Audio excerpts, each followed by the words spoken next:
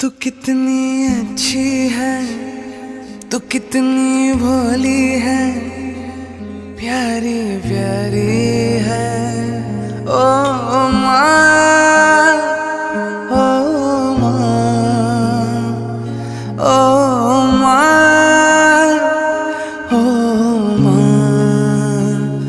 तू कितनी अच्छी है, तू कितनी भोली है, प्यारी प्यारी है। ओ माँ, ओ माँ, ओ माँ, ओ माँ। तू कितनी अच्छी है, तू कितनी भोली है, प्यारी प्यारी है। ओ माँ, ओ माँ, ओ माँ, ओ माँ।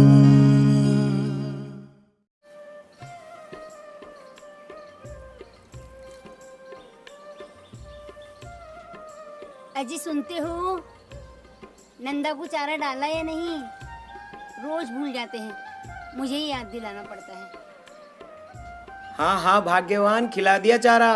कितनी चिंता करती हो। मैं भी जानता हूँ हमारी माँ है, उसकी सेवा करना हमारा परम कर्तव्य है। बिल्कुल जी, गौ माता ही है जो हमारी अंधेरी जिंदगी में रोशनी की किरण बनकर आई है। इनकी सेवा करने से ही हमारी इच्छा पूरी होगी। ठीक कहा तुमने। अच्छा मेरा थैला ला दो, बाजार से 2-4 चीजें ले आता हूँ। हाँ जी, अभी लाई।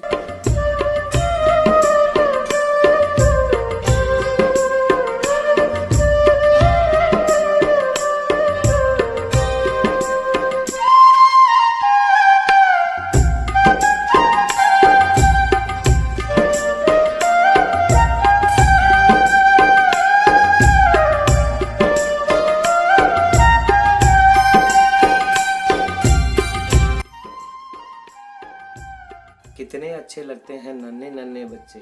पता नहीं कब हमारे आंगन में भी बच्चे खेलेंगे।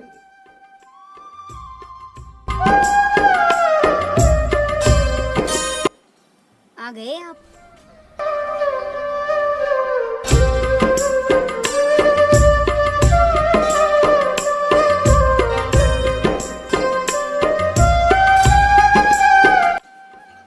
सुनिए जी, गए थे जब तो आप बहुत खुश लग रहे थे, अब आपका चेहरा इतना उदास क्यों है? कुछ हुआ क्या? रामदास से फिर झगड़ा हुआ क्या? अरे नहीं, ऐसा कुछ नहीं है। आज रास्ते में बच्चों को खेलते देखा तो मन में ख्याल आ गया कि भगवान कब हमें संतान सुख देंगे। मैं तो भगवान को बोल बोल कर थक गई हूँ। पता नहीं भगवान कब अपनी प्रार्थना सुनेंगे। हाँ मधु, तुम सही कह रही हो। शायद जीवन भर हमें संतान के बिना ही रहना पड़ेगा। लगता है तो भगवान ने भी सुननी बंद कर दी है।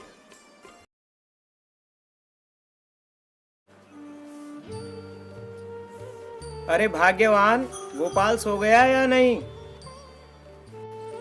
जी बस अभी सुलाकर ही आई हूँ।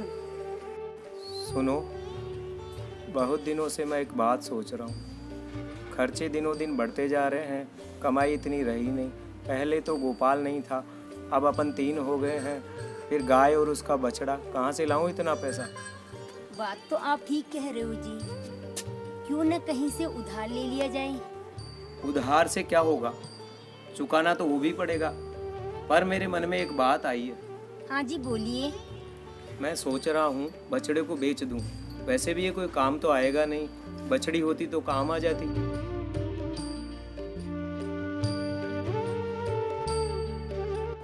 और फिर ये नहीं रहेगा तो इसके हिस्से का दूध बेचकर कुछ आमदनी हो जाएगी। देख लीजिए, जैसा आपको ठीक लगे। माँ, सुना तुमने? ये लोग मुझे बेच रहे हैं। हाँ बेटा, बस इतना ही मोल है हमारे जीवन का। ये इंसान कितना मतलबी है। जब तक उसका मतलब होता है हमें इस्तेमाल करता है और बाद में सड़क पर कचरा खाने को छोड़ देता है। या कसाई के हाथ बेच देता है। माँ, मुझे आपको छोड़कर कहीं नहीं जाना। माँ, मुझे बचा ले माँ, मुझे बचा ले। ये स्वार्थी लोग किसी का दर्द नहीं समझते। पर तू चिंता मत कर बेटा, कोई तो होगा जो हमें सच्चे मन से माँ मानता होगा और हमारी मदद करेगा। माँ, मुझे बहुत डर लग रहा है। सालों से हम ऐसे ही हाल में हैं बेटा।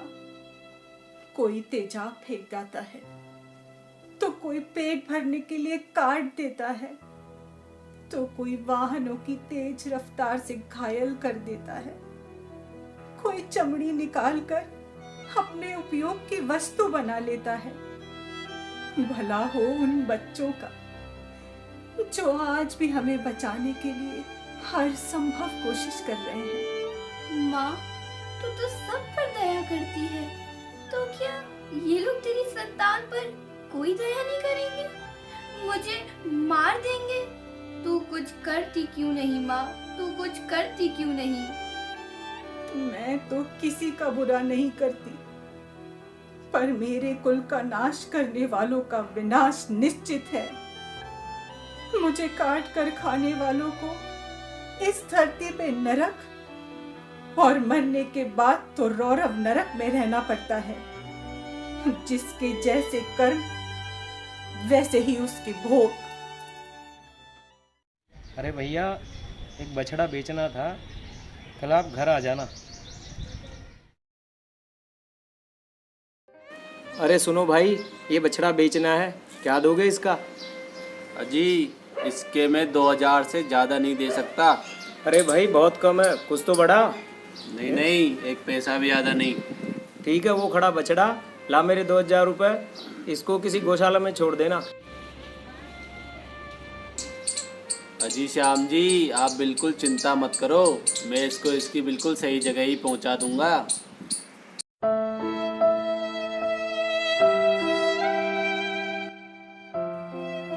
माँ, मुझे बचाओ। नहीं, मैं कहीं नहीं जाऊंगा। माँ, बचा लो ना। माँ, माँ, माँ, कोई तो सुन लो।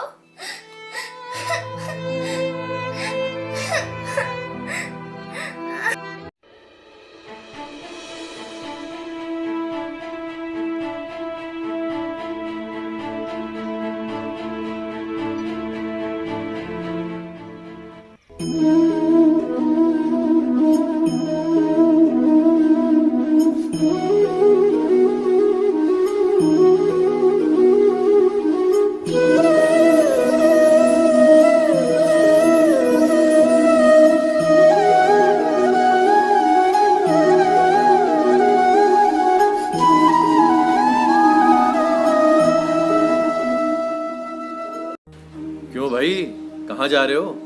और इतना सुंदर बछड़ा खींच के कहाँ ले जा रहे हो? क्यों भैया, तुम्हें क्या मतलब? मैं कहीं भी जाऊं? तुम तो कहीं भी जाओ, पर ये बछड़ा नहीं जाएगा। पता नहीं क्यों, पर मुझे कुछ गड़बड़ सी लग रही है। नहीं भैया, मैं इसे गौशाला ही छोड़ने जा रहा था। गौशाला? कौन सी गौशाला? मैं यहाँ सभी गौशालाओं को जानता हूँ। अरे यही पास की गौशाला। अच्छा चल, एक काम करते हैं, पहले उसके पास चलते हैं जिससे तूने बछड़ा लिया है, फिर देखते हैं क्या करना है। चल आजा।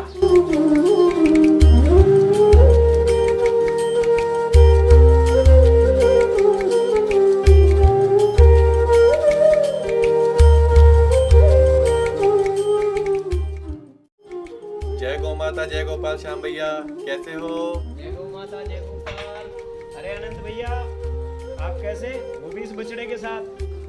हाँ भैया, मैं तो बस आज यहाँ पास की गौशाला में किसी काम से आया था, तो अचानक मन हो गया कि आपसे मिल चलूं।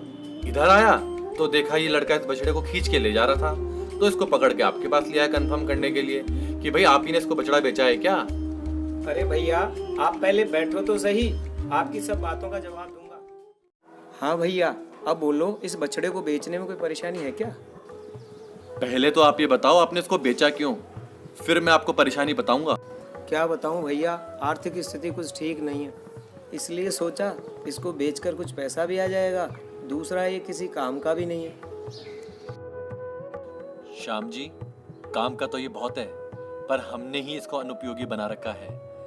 मेहनत हमसे नहीं होती, इन बैलों से खेती करने में हमको शर्म आती है। आपको पता है, ट्रैक्टर के भार से भूमि को उपजाऊ करने वाले असंख्य केचुए, असंख्य जीव, वे सब दबकर मर जाते हैं। पर जब खेती इन बैलों से होती है तो वे सब जीवित रहते हैं और हमारी खेती को केमिकल फ्री बनाते हैं। और आज उसको ही तो हम ऑर्गेनिक फार्मिंग मतलब जैविक कृषि बोलते हैं। हाँ भैया, आप बिल्कुल सही कह रहे हो। पहले मेरे दादाजी भी ऐसी खेती किया करते थे, और तो और मैंने तो उनको बैलों की पूजा करते हुए भी देखा है। क्यों नहीं होगी पूजा? पूजा क्यों नहीं होगी? गाय हमारी माता है और बैल तो स्वयं धर्म का स्वरूप है। गाय और बैल ये दोनों हमारे माता और पिता हैं।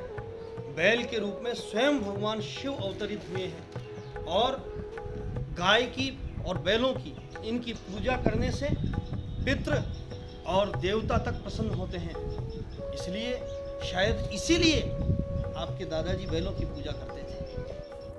हाँ मेरे दोस्त, बैठ, एकदम सही समय पे आया है, आजा।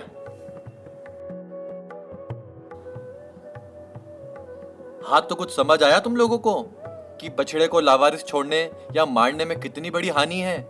अरे कितना बड़ा अपराध है ये। हाँ भैया, आप सही कह रहे हो। अगर मैं सही कह रहा हूं तो कैसे आपने इस बछड़े को अपनी मां से अलग कर दिया? याद है आपको, जब संतान नहीं होने पर आप दुखी थी, तब मेरी बहन ने आपको आके क्या सलाह दी थी? जी भैया, याद है।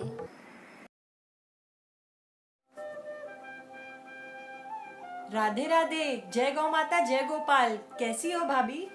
अरे दीदी, आप यहाँ कैसे? आइए ना अंदर। अरे दीदी, इतने दिनों बाद आप यहाँ कैसे? अरे मैं तो यहाँ गौशाला किसी काम से आई थी। तुमने तो मुझे अपनी परेशानी बताई नहीं, मगर भला उस गौशाला की ग्वालिन का जिसने मुझे तुम्हारा दुख बताया। हाँ दीदी, क्या करूँ, किस्मत के आगे किसकी चलती है? चलती है ना ठाकुर जी की और हमारी माँ जगत जननी गौ माता की, जो तुम्हारी सारी परेशानी का निदान कर देंगी। अच्छा, वो कैसे? मैं ऐसा करती हूँ, पास की गौशाला से एक गौ माता का अरेंजमेंट करवा देती हूँ। तुम दोनों मिलकर उसकी खूब सेवा पूजा करना, खूब खिलाना पिलाना और दोनों नियम से उसकी परिक्रमा लगाना। फिर देखना 1 साल में कैसे संतान की प्राप्ति होती है। सच में दीदी, सच में? श्याम भैया, मधु भाभी, मेरी ये बात हमेशा याद रखना और गौ माता की सेवा आजीवन करना।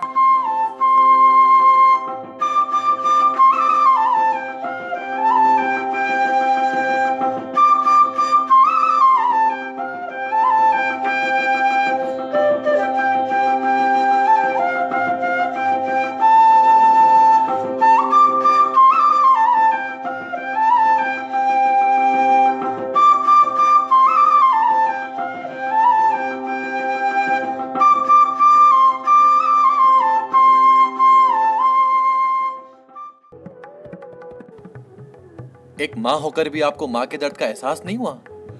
अरे जिस गौ माता की कृपा से आपको संतान हुई, आज उसी की संतान को आपने मरने के लिए छोड़ दिया।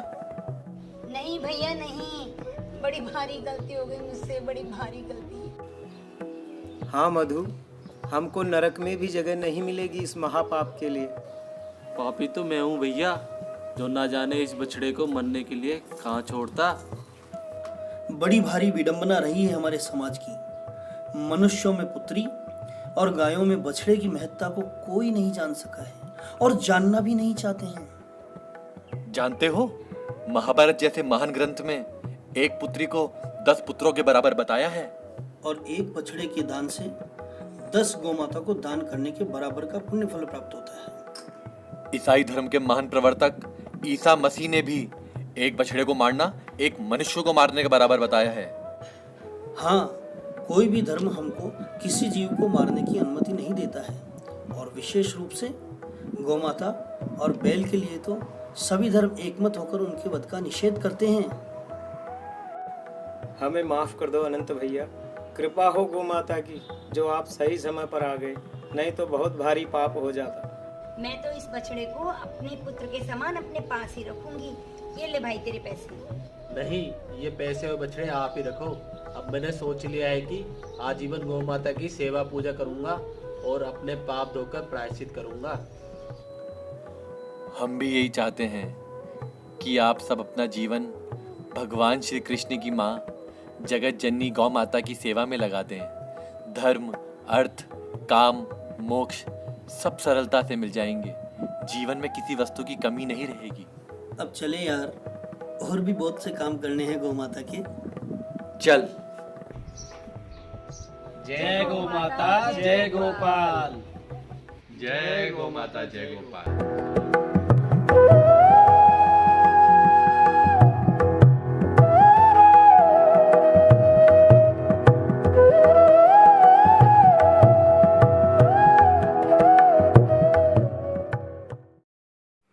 पितरो वृषभागेया गावो लोकस्य मातरः तासां तु पूजया राजन् पूजिताः पितृदेवताः। महाभारत ग्रंथ के इस श्लोक में बैलों को जगत पिता, गौओं को संसार की माता बताया है। इनकी पूजा करने से संपूर्ण पितरों और देवताओं की पूजा हो जाती है। तो आप ही बताएं, क्या हम सबको वृषभ अर्थात बैलों की सेवा एवं रक्षा नहीं करनी चाहिए? वृषभ धर्म का देवता होता है। उसका वध करना देवताओं का वध करने के समान है। देवताओं का वध होने से दैत्यों अर्थात राक्षसों की शक्ति बढ़ती है, जिसका दुष्प्रभाव हम अपने घर परिवार में एवं समाज में अशुद्ध आहार और अशुद्ध विचारधारा के रूप में देख सकते हैं। यदि इसी कलिकाल में धर्म की पताका फिर से लहरानी है, तो हम सबको एकजुट होकर गौ सेवा एवं गौ रक्षा करते हुए गौ वध रोकना होगा। और एक बार फिर से हमें अपने प्राण प्रिय भगवान श्री कृष्ण की प्रसन्नता के लिए गौ युग लाना होगा। आशा है इस कहानी से आप सभी को प्रेरणा मिलेगी, जिससे आप सब मेरी और मेरे परिवार की रक्षा करेंगे। मैं आप सब की प्यारी गौ माता आप सभी को दीर्घायु और निरोगी होने का आशीर्वाद देती हूँ।